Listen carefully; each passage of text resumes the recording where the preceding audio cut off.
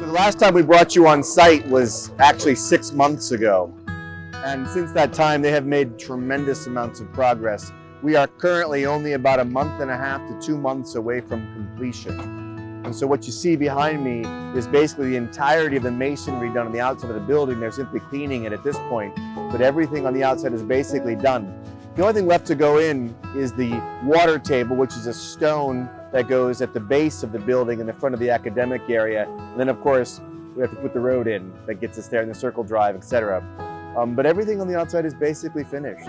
Every time I drive around the corner and see it, because you can't see the building from the road, every single time, and I'm here basically every day, it's just stunning.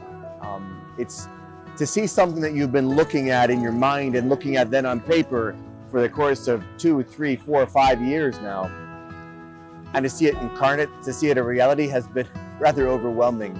But I'm very, very happy with it.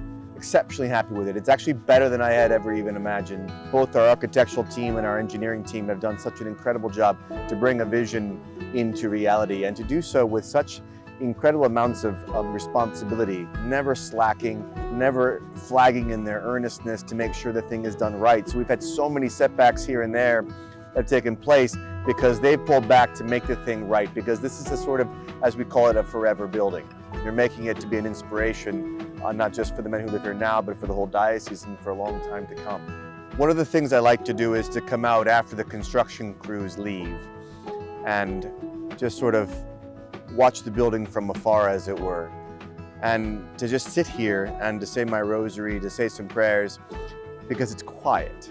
We're in the middle of 90 acres of woods, basically, and we have the great benefit of being only 2 miles away from the Abbey where our students will go to school, but also so tucked back here in these woods that it's exceptionally tranquil, very peaceful, and it's protected from any future growth or things of that nature.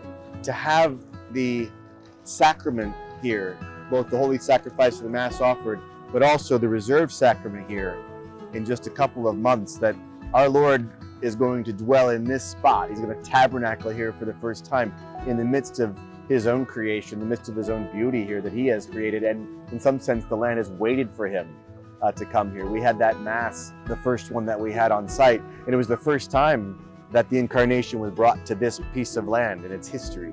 And now he's going to dwell here.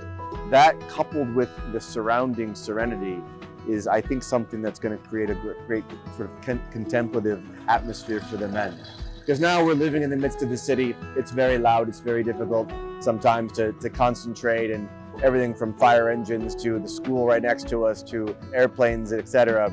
It's just noisy, it's a city. And this is just pulling back a bit. It's kind of like when our Lord said to the apostles, "Come away with me for a little while." And so we retreat for the purpose of, like any retreat, of gaining ground and strength to be able to go back in and to bring to others the fruit of our study and the fruit of our contemplation.